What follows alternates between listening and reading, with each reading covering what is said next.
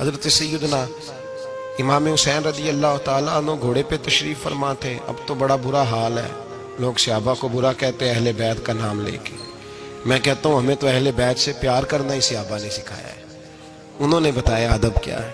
اور صاحب طبقات حالانکہ ان کا انداز بڑا محققانہ ہے، بڑی جان پھٹک کے بعد وہ چیزوں کو لاتے ہیں. وہ فرماتے ہیں کہ حضرت امام حسین کالی سیاہ داڑھی تھی، کوئی بال سفید نہیں تھا. جناب ابو ہریرہ بوڑھے آدمی تھے، ضعیف، شاگردوں کا حلقہ تھا. جیسے آپ بیٹھے ہوئے ہیں سامنے تو میں واز کر رہا ہوں تو سامنے سے امام حسین تشریف لائے. آپ ایک جگہ بیٹھ کے حدیثیں بیان کر رہے تھے. امام حسین آئے تو تازی تازی بارش ہوئی تھی مدینے میں، تازی تازی. چھوٹے چھوٹے حوض پانی کے بنے ہوئے تھے، چھوٹے چھوٹے جو گہری جگہ ہوتی ہے نا وہ پانی بھر جاتا ہے. تو حضرت امام حسین جیسے ہی زمین پہ پیر رکھا تو پانی کے حوض میں آپ کا پیر چلا گیا، کیچڑ لگ گئی. شاگردوں اور مریدوں میں سے اٹھ کے کسی کی دستبوسی کرنا خاصا مشکل ہوتا ہے.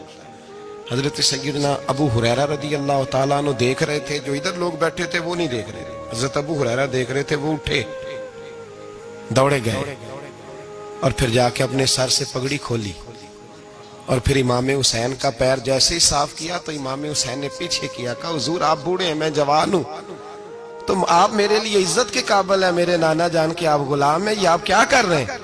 سیدنا ابو ہریرہ رضی اللہ تعالیٰ انہوں نے پیر چھوڑا نہیں، زور سے پکڑ لیا، رونے لگے، کہنے لگے حسین تجھے نہیں دیکھ رہا، میں تو محمد عربی کی نسبت کو دیکھ رہا ہوں. تو میرے عزیز یاد رکھیں اس بات کو کہ نسبت ایک حسن ہے، نسبت ایک توانائی ہے، نسبت ایک وقار ہے. نسبت کی قدر کریں. اگر اہل اللہ کی کوئی اولاد ہے، حضرت عمر فاروق رضی اللہ تعالیٰ عنہ سیدھے سیدھے 2 + 2 کے قائل تھے، کوئی چکر ہی نہیں، بس جو مانتا ہے ٹھیک ہے، نہیں مانتا تو ڈنڈا منگاؤ، سیدھی سیدھی زندگی تھی. لیکن نسبت پر، پیار پر، خلوص پر، وفا پر حضرت عمر کا بھی کوئی سمجھوتا نہیں.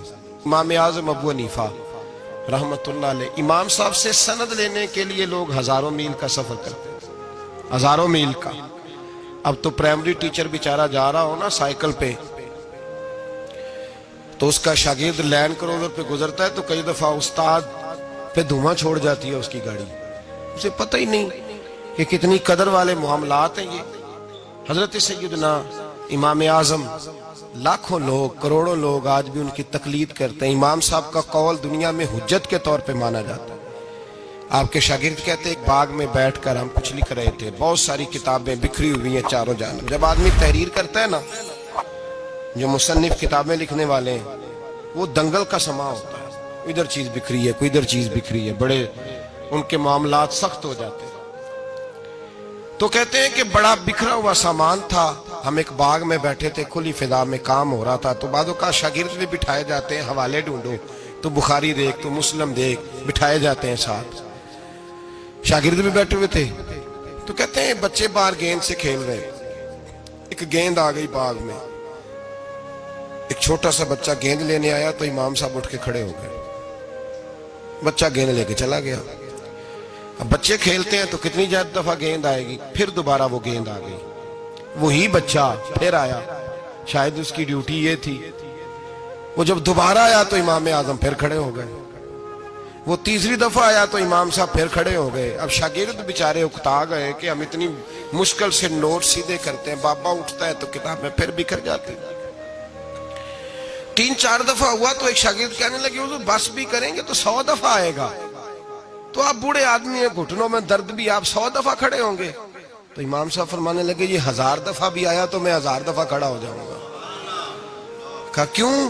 فرمانے لگے اس لیے کہ یہ میرے استاد کا پوتا ہے، یہ میرے استاد کا، یہ ان کا پوتا ہے، تو میں نے وہاں سے خیر لی ہے، میں ان کی نسلوں کی بھی تابعداری کروں گا.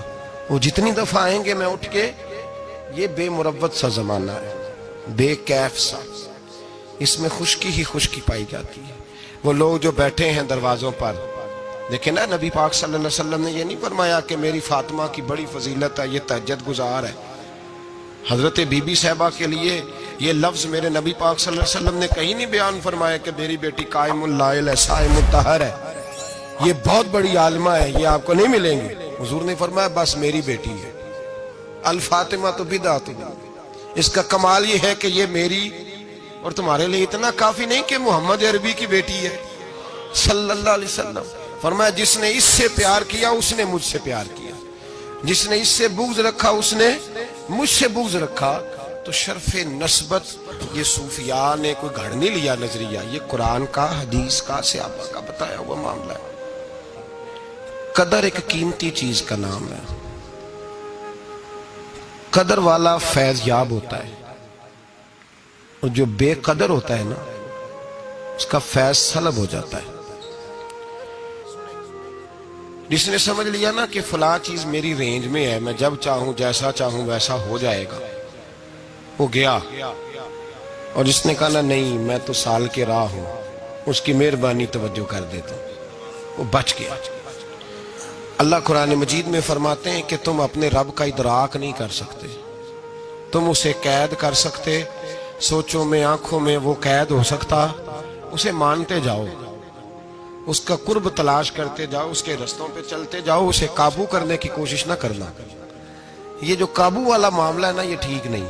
قدر کرنے والے بچ جاتے ہیں، قدر والا فیض یاب ہوتا ہے، بے قدر نقصان اٹھاتا ہے. یاد رکھیں حضرت خواجہ نظام الدین محبوب الہی رحمۃ اللہ علیہ کے خلیفہ تھے حضرت امیر خسرو، بلکہ محبوب تھے.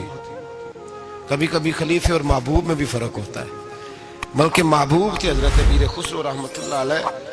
تو بادشاہ کے وزیر تھے. تو بادشاہ نے کہا ایک دفعہ کہ میرے لیے دعا تو کراؤ، دلی کے حالات ذرا خراب ہے.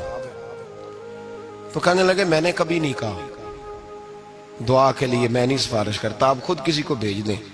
نے مجبور کیا تو کسی اور آدمی نے کہا حضور انہوں نے کئی دفعہ خواجہ امیر خسرو سے دعا کے لیے کہا ہے بادشاہ نے، تو یہ آپ کو کہتے نہیں، تو آپ دعا کر دیں. حضرت خواجہ نظام الدین صاحب کہنے لگے بادشاہ سے کہو میں نہیں تیرے لیے دعا کرتا، دعا کرانی ہے تو حضرت ابو علی قلندر کے پاس پانی پت جائے، وہ دعا کریں گے تو حالات صحیح ہو جائیں گے دلی کے. حضرت امیر خسرو نے جا کے بتا دیا کہ وہ کہتے ہیں وہاں سے دعا کراؤ، ادھر سے. کہنے لگے پھر تو نہیں جانا ہے. تو حضرت امیر خسرو کہنے لگے جی مجھے کسی اور کا رستہ آتا ہی نہیں، میں نے نہیں جانا. تو کہنے لگے اگر میں حکم کرا دوں تو کہا حکم کا میں پابند ہوں. حکم ہو گیا حضرت خواجہ نظام الدین صاحب کی طرف سے کہ جاؤ پانی پت.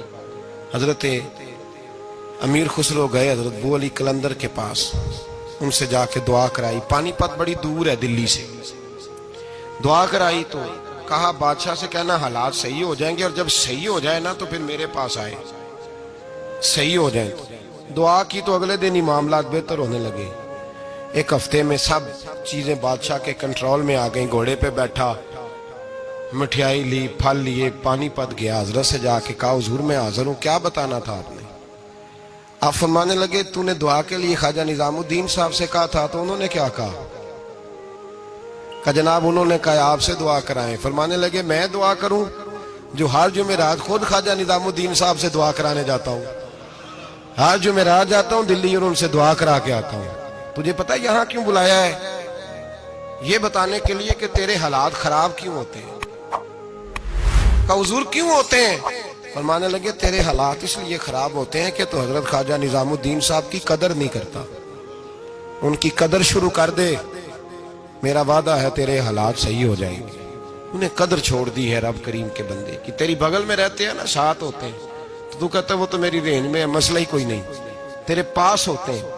اور فرمایا انہوں نے وہ دعا کرتے تو اللہ تیرے پہ بڑا فضل کرتا.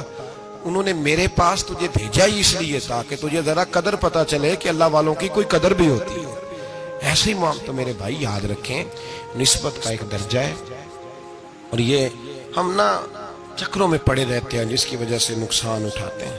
اپنے آپ کو سمیٹ کے رکھیں، نظر پر، زبان پر، سوچ کو پابند رکھیں، اور سیدھا سیدھا جب خیر لینے کا ارادہ بندہ کر لیتا ہے تو پھر اللہ اس کے لیے اسباب بھی پیدا کر دیتا ہے، اور جس کی گردن اکڑی رہتی ہے اس کا نقصان ہوتا ہے. اللہ ہمیں سمجھنے کی توفیق عطا فرمائے.